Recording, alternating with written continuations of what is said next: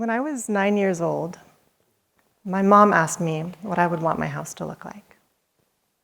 And I drew a fairy mushroom. And then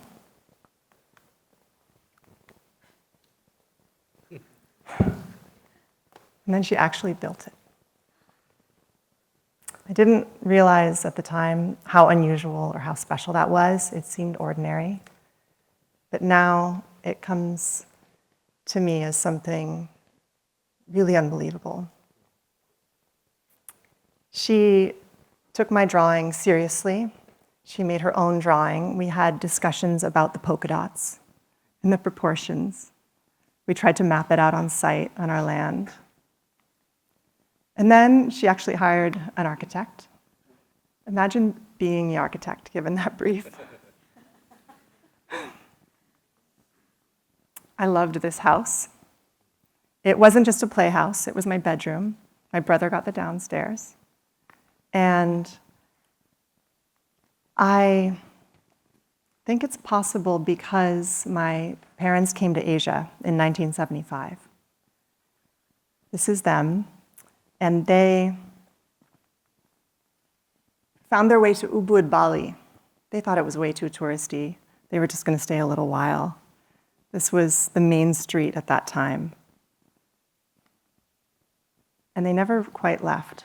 They stayed for many, many years. And it's because of this. It's because of the nature. It's because of the artistry. It's because of the playfulness. And they had so much fun. They curated, they created, they designed, they played with big frogs in the rice fields. And Bali has this magnetic quality. Many of you might have felt it, might have been there. And it attracts wild people. Buckminster Fuller came to Bali right around the year I was born, and he built this bamboo dome. And there's my mom dancing in it, feeling it. So when I came along, they built bamboo jungle gyms for me. And when it was time to have a birthday party, we made our costumes, we made scarecrows. We took them up to the farmers in the fields behind to use for their crows.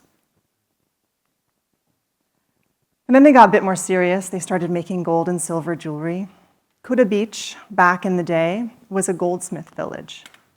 And so they got to actually craft these incredible hand-carved pieces long before there was casting or anything like that. So I also got to design jewelry, naturally, and work with these amazing metalsmiths. It took me very seriously.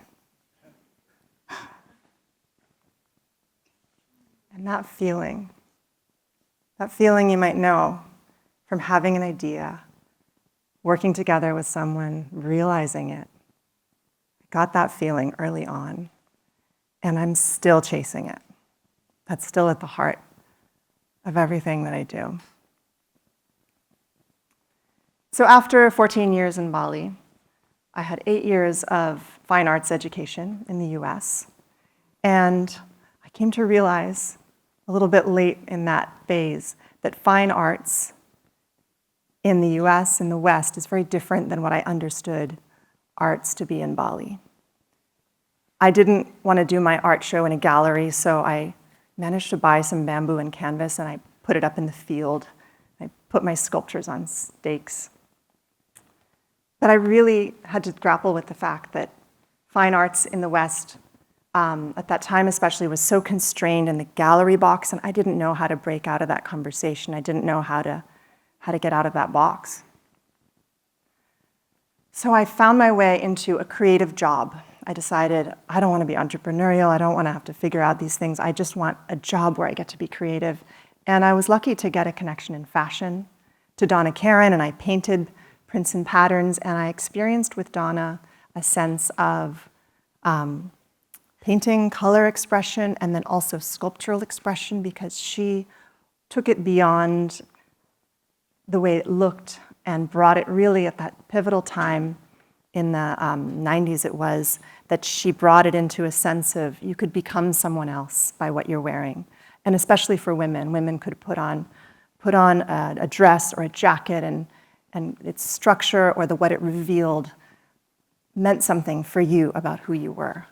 And I really felt that. But overall fashion was a world of paisleys and polka dots and stuff that you make so that people will crave more of something next that you haven't made yet. And I could not find a green thread. I needed a meaning to it. I needed something in it that would feel like I could do it for my whole life and be proud of it, that I could look back on my life and feel like I was part of something that made sense at the end.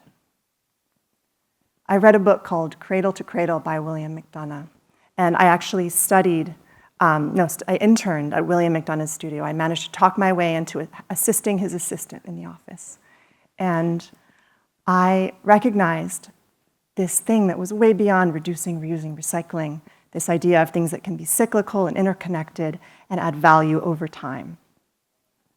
And I was living at the time in a city, far from nature, disconnected, missing nature, appreciating the vibrancy, appreciating the connection of people. But I felt this sense of fracture and disconnect. It was to do with my own sense of belonging, being a Bali kid, living in New York, sounding American.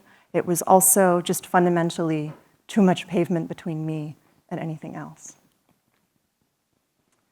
In the meantime, my parents, my dad and my stepmom, they were founding the Green School in Bali, which I thought was insane. They were creators. Now they're going to run a school. But this was the construction site. This is a beautiful construction site. I don't know if you can tell the scale, but those are the big stones that all the bamboo will rest on to hold up that building. And walking into this building, it all made sense. That they decided, they took the stand, that this campus of the Green School had to be as green as anything could possibly be. It had to take a stand for the kids that what this building was represented something for their future. It represented that it was made out of something that could grow enough of for everyone in a really short amount of time. And you could build your dreams out of it. It was the administration block that became this spiraling, curving, extraordinary building. And I had barely thought about architecture before this time. When I was working in McDonough's studio, I talked to some of the architects, and I was like, oh, well, that sounds like you can make really big structures, and they'd be really impressive, and they'd last a really long time, and everyone could spend time in them. And I was fascinated with that idea, but I was very quickly talked out of it. I was told it was very hard work, very technical, and I just didn't even consider it. When I came to Bali, I just wanted to help. I wanted to figure out. It was irresistible. How can I get involved in this? Dad, how can I help? And it also felt familiar. I remembered I had spent those childhood years collaborating to make. Then I had spent years in fine arts, learning how to make my own hands really useful. And then I recognized that these spaces were beyond beautiful. They were contextual, and they meant something for the future. You could feel it when you walked into the building. So all of this time in New York, at some point I had met my husband, Rajiv, and he was studying in medical school. So in order to move back to Bali, this became a decade of an international marriage, long-distance relationship. And though I just wanted to start out by helping and translating for my dad or learning or listening, the price of getting involved is that I had to take it entirely on myself. My dad went on vacation for the summer in Europe. And I was responsible for a 130-person, brand new, just built a bunch of buildings at Green School, what should we do next? Team of designers and builders and artisans and guys lugging bamboo around a yard in just the right way to make it strong. And it was an extraordinary group of people. This is just a few of the 130 of them. And really, they were inventors and adventurers. And whatever their relevant training in the past, to a large degree, they had to step out of it in order to do what we were trying to do together. They had to step out of the boxes that they were trained into, and we had to find how We want to feel and move in these spaces we were creating that were really very different from any of the spaces that any of us had planned or imagined before or spent time in before. How do we want to interact with the place around us? And can the space around us inform who we become? Not just what we can do, bringing it into how we can feel, and bringing it beyond that to who we will be next. And also on a simple level, we were always chasing this like manis, this sweetness. How do you make whatever shape you're doing in whatever context it is, how does everything flow together and not break the eye? Along the way, it really felt like we needed to take a step to question everything. Sometimes we would stop and we would say, there must be a simple, typical, normal way of doing this. What do people normally do? And either we couldn't figure that out, or it would turn out not to work in our situation, which was very often the case. So how many drawings of what kind, and what kind of technology to incorporate? And should we just stand there and mock it up? Often in the early days, we did the latter. More and more, we're doing the former. We're getting into technology and bringing it digital. And the questioning of this process is what's been interesting, because so many people along the chain of what we do have so much value to add. When I'm making a piece of furniture, not talking to the guy who makes bamboo furniture all day long and grew up in the village carving bamboo for many other cultural purposes, like sometimes we skip that. We'll end up drawing away in the studio. And like, wait a minute, stop, go to the workshop. Connect with the material, connect with the people. And that translates into all scales of the construction process as well. This is a natural material. And like any natural material that you take the stand to use in many cases in its original form and shape, there's no precision possible. There's no typical precision. This is not a 2x4. And imagine the drawings. If you're specifying that 2x4, or whatever it is, there's no 2 and there's no 4, they're all ranges. And it's tapering, and it's hollow, and it's not even round. And it curves, not usually in quite the direction that you were hoping. And you have to rely on a design process that really does all have to happen in advance in the studio. In the early days, we would make a model, we'd go to site, we'd start building it, and we'd figure stuff out along the way. It was wonderful. Now, we really do need to have a quantity surveyor and a cut list and all of the things and various 3D models. And it's very much supported now in a positive way by the digital, but we always keep pulling it back into the analog as well. How do we keep ourselves grounded in reality as we create these spaces that start in our minds and go into this world of 3D and then out into reality? So when I'm thinking about a space, and maybe just going back to those early days when I first came to Bali and got involved, there were already some houses under construction, there were clients with expectations, and there were new clients showing up and starting to figure out what to do next. Basically, we were just trying to take the team that had come together to build the school and say, we can't stop now. We've just figured things out. What can we do next? Who can we get who will let us to make something for them next? And then how do we handle their expectations? But when it came to the building, and we were on these beautiful sites, I would have the feeling of just how do you stand there and figure out what you want the posture of your body to be? Where do you want to raise up and lift up or slump down a bit and relax, and you can translate that to the whole scale of the whole project. And what we were doing was really viscerally part of nature, because most of these early sites, still many of our sites, even around the world, are these gorgeous natural settings. And we don't actually have an agenda to go out and design curves. It's just we question, what shape is most appropriate where? On this city block, probably a rectangle would make a lot of sense, maybe. Fortunately, there's a lot of not rectangles around this city, thanks to some people in this amazing crowd. But I argue that you should justify, why is it a rectangle? Why is there a right angle? There's probably a lot of good reasons, and they're probably mostly related to industry. And are we designing buildings for industry or for humans? Humans, I dare you to find a right angle. and any of each other. I wonder also in the natural landscape, on the curves, what really belongs. And then it's been this balancing act. How do we interrupt nature, impose on it, while fitting into it? How do we create a business around any of that? How do we have the balancing act of clients and contracts and commitments and artistry and irregular materials? And the risk is that when you get it wrong, then you have problems with the business, you have problems with the building, or you have problems with the survival of our entire species. When you get that balancing act wrong, everything is at stake. These are the rice fields I grew up in. This is my backyard. And many of the construction sites that I have actually, some of them are on my backyard, or they feel like they're my backyard, and then it makes me question wherever else I go in the world, like, wait, I should treat this like it's my backyard. All those rice fields are built over now.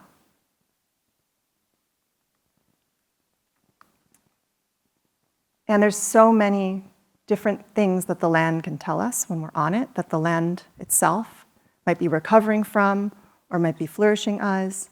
The site has so much, except sometimes it doesn't, but then there's still the sun going overhead. This is a spot that I got to build Alchemy Yoga Center on, and it's literally part of my backyard, one of the few little green bits left. And the chance to keep it a garden, to bring value to it, to have a business happening there and be healthy, have people excited there, and have it still feel like if I was a little girl running through the rice fields and I stumbled on it, I would be delighted, even though the rice fields are gone. I was a little blonde girl in Bali. I'm Canadian. A little bit boring, actually, a bit disappointed in these results. But I'm fascinated by, probably because of that, I'm fascinated by the genetics of anthropology and how people have moved around the world. And the more I understand it and the farther back I go, the more I see the flow. The movement, the waves of it, the interconnection. The idea of who belongs where is really interesting to me. All of the blessings in the world, which the Balinese community is really receptive to welcoming me and most people who ask for it to have, all the blessings in the world will not actually make me belong in Bali in the sense that everyone says, "Where are you from?" I say, "I grew up here." And they say, "Where are you really from?" Right? So the sense that any sort of space or physical building has the chance to help you in a given moment or in your whole identity feel like you can belong, maybe that's where it comes from. And the thing I learned from Bali is that we just make offerings all the time. There's offerings everywhere. Every corner of every building, the corner of every building, a corner of every piece of land, a corner of every field, let alone all the organizational structure of the villages and the towns, there's offerings made constantly. What if every action that each of us did was a prayer? When I was getting married to Rajiv, we chose this island. Maybe I chose it. I think you went along with it. This little beautiful island that is on the Bamboo Inda property. And I was like, we're going to have to rent chairs so everyone can sit during the ceremony. And I couldn't figure out what chairs deserve to be there. First of all, it was stylistic. Like, what style chair? How much are they going to cost to rent? And then it was just fundamental. It was like, what does a chair belong there for? So we didn't rent chairs. We moved rocks around. These really strong, cool guys moved rocks around for a solid 2 weeks. And I got to prance down there and tell them how to move them around. I was really proud of this venue. This place now felt like something that belonged there. Those were just boulders that were tumbling down the river, and we borrowed them for a bit. They've washed away since then a few times. Next, I had to think about the dress, And I had this history in fashion. It had to be a really special dress. It had to be, wait, what kind of fabric was it going to be? Oh, how do I source organic fabric in Bali? It has to be really organic. It's in this beautiful natural river valley. And I got stuck. I'm like, I don't know that part of the industry. What am I going to do? My mom was like, you got to make your own dress, obviously. I was like, I don't know how to make a full dress. I was just painting on them. So I did not get fabric. Instead, we wove flowers. In Java, there's a tradition of weaving flowers for bridal shawls. And so I went with it. And we felt like we deserved to be there on that rock, in that river. It felt like we had worked on belonging there. And I had a bouquet that was freshly harvested rice. My brother went and harvested it that morning. And the scent is part of the memory. And then within a few days, the compost smelled really sweet. Sometimes people get the idea that I am just this bamboo fairy designing castles made of grass in the forest and the river valleys. I must be magic. I have survived running a business for a decade. If I had a magic wand, I might have enjoyed that. How do we keep our roots while we do what we have to do what we want to do, to be who we want to be? I named my company Ibuku 14 years ago. I named it after Mother Earth. It's about home, safety, connection. I had no idea what it meant to be a mother. What is it to be at home in nature? By the time that my son was born, my mother was battling breast cancer. By the time that my daughter was born, my mother was dying of breast cancer. And I look back at this memory. This is not like a typically comfortable setting, right? There's waves, there's rocks, but we are so comfortable and at home there in that little bit of nature in that moment. I'm just beginning to understand what she went through, the challenges, the logistics, the international life, while I frolicked in the rice fields and drew fairy mushrooms, and that she made room in her creativity for me to design my house in the midst of that amazes me. Motherhood, parenthood, there's demanding, it's chaotic. Leadership is also. These two things are disorienting and beautiful. So it really has to come down to what's really worth doing in the midst of all of that. My kids, they're magical. What are we setting them up for? For millennia, we have created structures because we needed shelter. Absolutely valid, absolutely necessary. But we've taken it too far. The way that we do it now is at the expense of the future. Nature will decide if we deserve to be here, if we belong here. We are building, we are imposing, we have really big toys. What happens next with all of the stuff that we've made? Will nature take it back? Will nature take us back? We are part of nature. So two things are true. We belong and we're imposing. What would we create? What would we actually create if we remembered that we are part of nature looking back on itself? And I propose that nothing in the world can actually be beautiful unless it's leading us toward a future that is beautiful for us all. Thank you.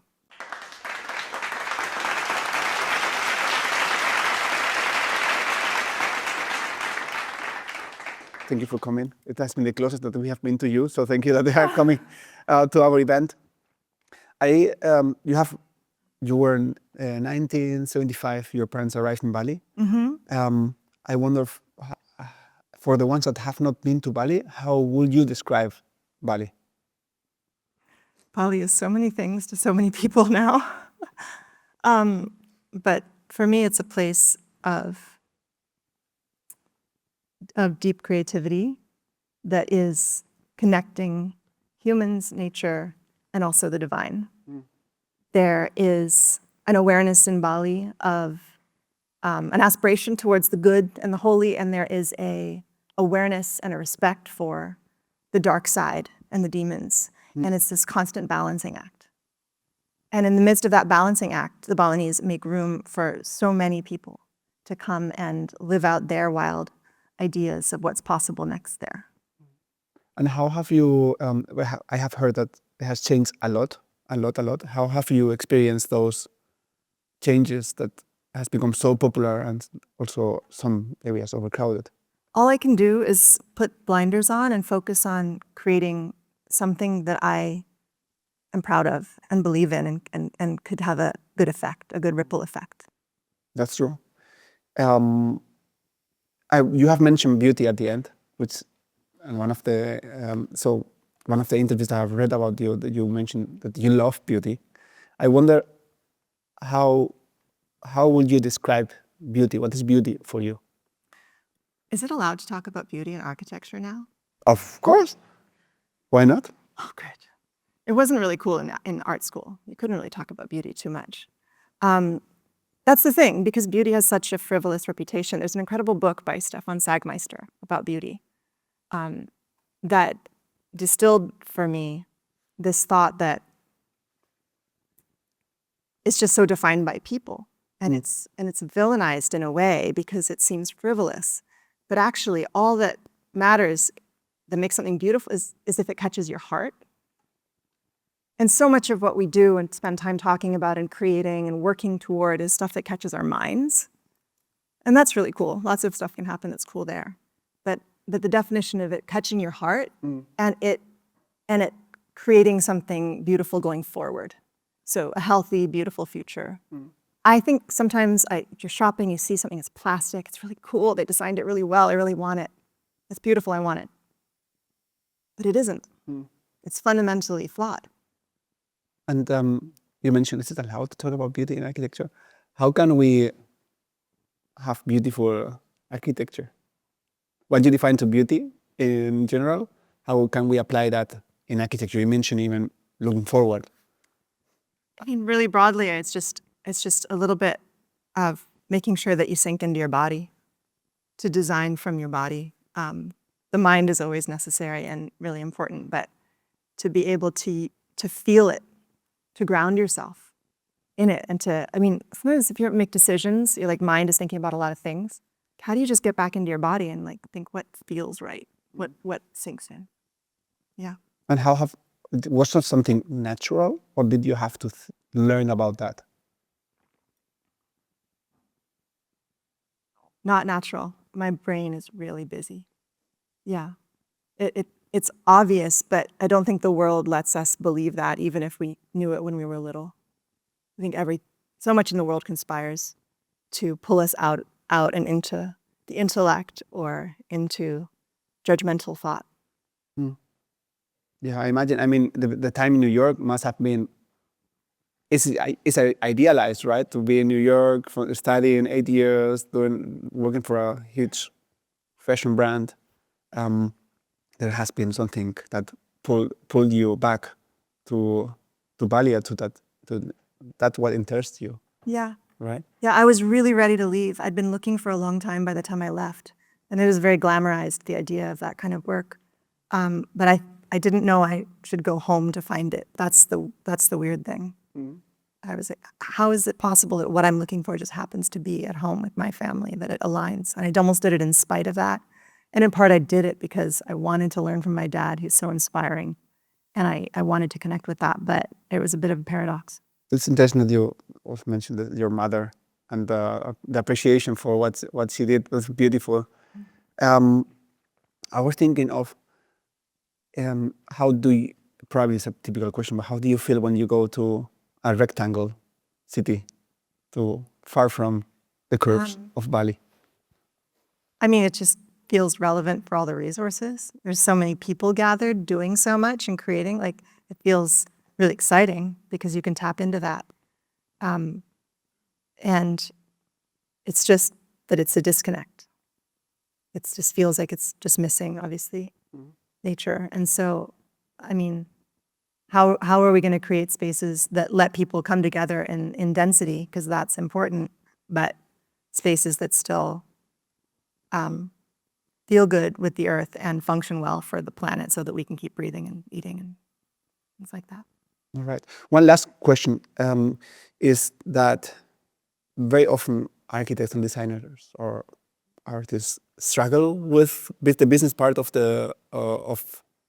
their profession or what they do. What has helped you to keep going after so many years and pushing? You had a huge team of people that you were collaborating from the beginning. I don't know, was there something that has helped you in a way that might be interesting for others to know? Naivete. Naivety was just going No for it. idea what it would take. Idealism. Idealism, all right. Someone once, my high school roommate said that I was an idealist with my head in, a realist with my head in the clouds. Like, I just think that things should be possible and it makes sense to me and I really believe it. And the people around me don't necessarily tell me no. And then we try to do it. And then you go through the process, right? That might be... And then sometimes it works. Yeah. And sometimes it doesn't work. Okay, one last thing. What will you say to about your husband? He's here today, handsome guy, looks amazing, and looks like a very nice person at the same time as well. What's been part of your journey? The crazy thing about my husband is he believes in this more than I do. And that's what you need when it's like almost too hard, right? You need someone who will say like, no, this is worth it. And he's given up so much and is so far from people that he was planning to spend his life with. And I know how much he's getting because I love what we have in our world now. And I'm only able to keep going because he believes that it's worth it for the universe. That's beautiful. Thank you, Elora, for the beautiful talk.